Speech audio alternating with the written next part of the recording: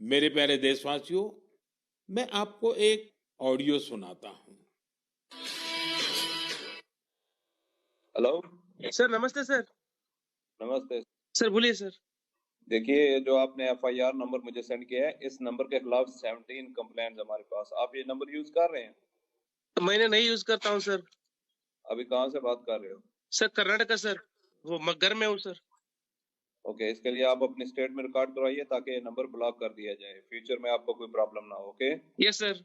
अभी मैं आपको कनेक्ट कर रहा हूँ, ये आपका इन्वेस्टिगेशन ऑफिसर है। आप अपनी स्टेट में रिकॉर्ड करवाइए ताकि ये नंबर ब्लॉक कर दिया जाए। Okay, yes sir, yes sir, yes sir. अब बताइएगा मैं किसके साथ बात कर रहा हूँ। अपना आधार कार्ड मुझे शो कीजिएगा वेरीफाई करने के लिए, बताइएगा। सर मेरे पास अभी नहीं है sir Aadhaar card sir, please sir. Phone आपके फोन में है? नहीं सर। फोन में आधार कार्ड की पिक्चर नहीं है आपके पास? नहीं है सर। नंबर याद है आपको? सर नहीं है सर, नंबर भी याद नहीं है सर। हमने सिर्फ वेरीफाई करना है। ओके, वेरीफाई करने के लिए नहीं सर। आप डरिए ना, डरिए ना। अगर आपने कुछ नहीं किया तो आप डरिए ना। हाँ सर, हाँ सर। अगर आपके पास आधार कार्ड है तो मुझे दिखा दीजिए वेरीफाई करने के नहीं लिए। सर, नहीं सर, मैं गांव को आया था सर, घर में है सर। Okay, coming. जय हिंद। इस व्यक्ति के वन साइड वीडियो का रिकॉर्ड करो as per the protocol. Okay, ये ऑडियो सिर्फ जानकारी के लिए नहीं, ये कोई मनोरंजन वाला ऑडियो नहीं है। एक गहरी चिंता को लेकर के ऑडियो आया है।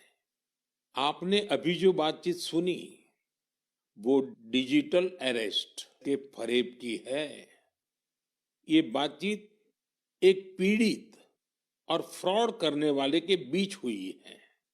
डिजिटल अरेस्ट के फ्रॉड में फोन करने वाले कभी पुलिस, कभी सीबीआई, कभी नारकोटिक्स, कभी आरबीआई, ऐसे भांति भांति के लेबल लगाकर बनावटी अधिकारी बनकर बात करते हैं और बड़े कॉन्फिडेंस के साथ करते हैं।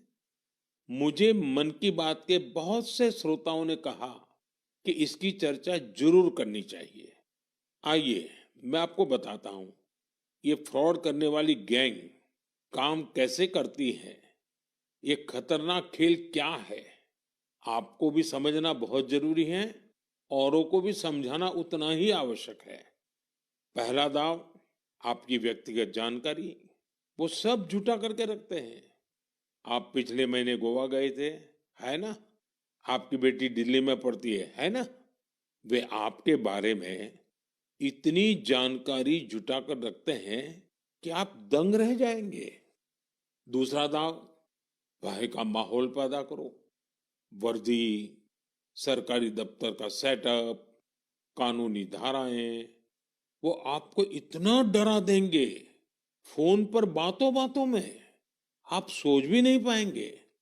और फिर उनका तीसरा दाव शुरू होता है। तीसरा दाव, समय का दबाव। अभी फैसला करना होगा वरना आपको गिरफ्तार करना पड़ेगा। ये लोग पीड़ित पर इतना मनोवैज्ञानिक दबाव बना देते हैं कि वो सहम जाता है। डिजिटल अरेस्ट के शिकार होने वालों में हर वर्ग, हर उम्र के लोग हैं। लोगों ने डर की वजह से अपनी मेहनत से कमाए हुए लाखों रुपए गंवा दिए हैं। कभी भी आपको इस तरह का कोई कॉल आए तो आपको डरना नहीं है। आपको पता होना चाहिए कोई भी जांच एजेंसी फोन कॉल या वीडियो कॉल पर इस तरह पूछताछ कभी भी नहीं करती। मैं आपको डिजिटल सुरक्षा के 3 चरण बताता हूं। ये 3 चरण है: रुको, सोचो, एक्शन लो। कॉल आते ही रुको, घबराए नहीं, शांत रहे, जल्दबाजी में कोई कदम न उठाएं, किसी को अपनी व्यक्तिगत जानकारी न दें। संभव हो तो स्क्रीनशॉट लें और रिकॉर्डिंग जरूर करें। इसके बाद आता है दूसरा चरण।